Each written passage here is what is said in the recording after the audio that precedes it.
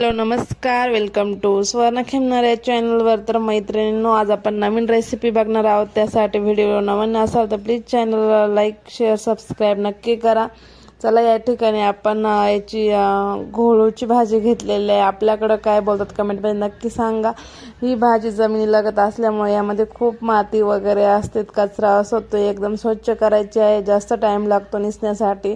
त्यानंतर स्वच्छ धुवून घेतलेले आहे. बघा, मी 4 ते 5 पाण्याने स्वच्छ धुवून आधी निसून पूर्ण त्यातली माती वगैरे झटकून घ्यायची आहे. त्यानंतर त्यातले गब्बळ वगैरे काढायचं आहे. त्यानंतर स्वच्छ करून घ्यायचे आहे आणि त्यानंतर कापून छोटे छोटे करून स्वच्छ धुवून घ्यायचे आहे. आणि इकडे बघा, कढई तापवायला ठेवली आहे. कढईमध्ये कांदा कापून टाकायचा आहे.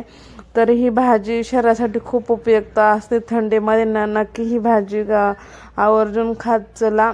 आता आमच्याकडे घोळू बोलतात, तुमच्याकडे काय बोलतात ते कमेंटमध्ये सांगत चला.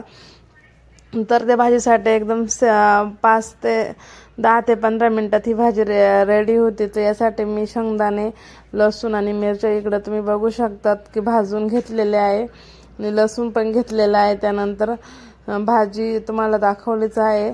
ते एकदम स्वच्छ बारीक कापून घेतले. त्यानंतर कढईमध्ये तेल टाकलं आहे. तेल गरम झाल्यानंतर जो कांदा कापला होता तो कांदा पण टाकायचा आहे. जर तुमच्याकडे मठाची डाळ असेल तर तुम्ही भाजीत यूज करू शकतात, पण माझ्याकडे नव्हती. त्यानंतर मी कांदा स्वच्छ धुवून परतवायला टाकला आहे. कांद्याचा कलर चेंज होईपर्यंत कांदा परतून द्यायचा आहे. त्यामध्ये आपण जिरे आणि मोहरी टाकायची आहे. तोपर्यंत आपण शेंगदाणे, लसूण आणि मिरच्या ह्या बारीक करणार आहोत. म्हणजे एकदम पाणी न टाकता बारीक करणार आहोत आणि एकदम पण बारीक नाही करायचं. थोडेसे शेंगदाणे थोडेसे मोठे राहून द्यायचे आहे. कांदा चांगला परतून द्यायचा आहे. कांदा कलर चेंज होईपर्यंत परतवायचा आहे. त्यानंतर आपण जिरे मोहरी टाकणार आहोत. ही रेसिपी नक्की ट्राय करा. जुन्या काळात फॅन वगैरे नव्हते, तेव्हा लहान मुलांसाठी ती भाजी खाली टाकली जायची. त्याच्यावर पातळ कापड टाकायचे आणि लहान मुलांना त्याच्यावर टाकायचं, कारण एकदम उष्ण म्हणजे एकदम थंड होऊन जायचं. तर हे खूप यामुळे म्हणजे कॅन्सरपासून पण सुटका मिळते. ही भाजी खूप कमी प्रमाणात, म्हणजे जास्त टेस्टी नसते, पण आपल्या शरीरासाठी खूप उपयोगी आहे. तुम्ही नक्की सेवन करत चला, कारण आपल्या शरीरासाठी जे महत्त्वाचं आहे तेच आपण खाल्लं पाहिजे. आणि डाईटसाठी पण ही भाजी डाईटमध्ये पण नेहमी घेतात, कारण याच्यामध्ये फायबर वगैरे भरपूर प्रमाणात असतात. त्यामुळं तुम्ही नक्की ट्राय करा. त्यानंतर आता कांदा वगैरे चांगला परतून झाला आहे. जी शेंगदाण्याची कूट वगैरे केला तो पण आपण टाकून घेतला आहे. बघा, त्यानंतर भाजी स्वच्छ केली होती, त्याच्यात आपण ती मिरची चांगली परतल्यानंतर जी भाजी होती त्याच्यात मिक्स करून घेतलेली आहे. चांगली मिक्स करायची आहे. बघा, मिक्स करून झाल्यानंतर त्यावर आपण चवीनुसार मीठ टाकायचं आहे आणि झाकण म्हणजे झाकण ठेवायचं आहे. एकदम कमी गॅसवरती ही भाजी शिजवून द्यायची आहे. शक्यतो भाजीला मीठ टाकताना थोडंच टाकायचं आहे, कारण ती शिजून खूप बारीक होते. नंतर मग परत ती टेस्ट एकदम खारट नको व्हायला, त्यामुळे थोडंसंच मीठ टाकायचं आहे आणि भाजी पूर्ण मिक्स करून घ्यायची आहे मीठ भाजीमध्ये. त्यानंतर आपण मिक्स करून झाल्यानंतर त्याच्यावर ताट ठेवायचं आहे.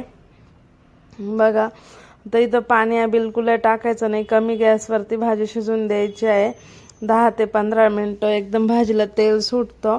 आणि भाजीत ऑलरेडी थंडावा असल्यामुळं त्याला पण पाणी असल्यामुळं पाणी टाकायची बिलकुल गरज नाही. त्यानंतर बघा, तुम्हाला दाखवते भाजी. हे बघा, 10 ते 15 मिनटं झाले. भाजीने पूर्ण तेल सोडून दिलेलं आहे. त्यानंतर आपण मिक्स करून घ्यायचं आहे. आता इथं ऑप्शन आहे, तुम्ही बेसन पीठ असतं ते थोडंसं त्यात मिक्स करायचं आहे. तुम्हाला आवडत असेल तर टाका, नसेल आवडत तर तुम्ही असं पण भाजी भाकरीबरोबर खाऊ शकतात. आता इथं मी बेसन पीठ मिक्स केलेलं आहे. आता भाजीत जसं हे होईल तसं बेसन पीठ टाकायचं आहे. अजून थोडंसं टाकायचं आहे आणि त्यानंतर पुन्हा 10 ते 15 मिनटं भाजी परत वाफळून द्यायची आहे. तर भाजीला टेस्ट एवढी छान येते. आणि त्यानंतर बेसन पीठ आपण मिक्स करून झाल्यानंतर आपण कोथिंबीर असते, कोथिंबीर आता काय करायचं आहे, बेसन पीठ पूर्ण मिक्स करून घ्यायचं आहे भाजीमध्ये. बघा, तर अशाने भाजीला खूप छान टेस्ट आहे. तुम्ही नक्की एकदा ट्राय करा. आता बेसन पीठ पूर्ण मिक्स झालं, जास्त पण बेसन पीठ टाकायचं नाही. तुम्हाला जर नसेल आवडत तर तुम्ही नका टाकू, पण जर बेसन पीठ यामध्ये थोडंसं मिक्स केल्यानंतर खूप छान भाजीला टेस्ट येते. तुम्ही नक्की ट्राय करा. त्यानंतर पुन्हा एकदा झाकण थोडंसं पातळ ठेवायचं आहे. जे बेसन पीठ असतं ते शिजतं भाजीमध्ये आणि मग आणखीन टेस्ट येते भाजीला. त्यानंतर आपण जी कोथिंबीर होती ती वरून ॲड करायची आहे. तर बघा, तर तुम्ही नक्की ट्राय करा. आणि अशा हेल्दी भाज्यांसाठी नवनवीन रेसिपी कशा बनवायच्या तर सुवर्णा खिनमध्ये या चॅनलवर पूर्ण अपलोड केल्या जातील. तुम्ही नक्की सबस्क्राईब करून ठेवा. बघा, भाजीत आता कोथिंबीर वगैरे ॲड केली आहे आणि आता ते मी एक भाजी आपली पूर्ण खाण्यासाठी तयार आहे.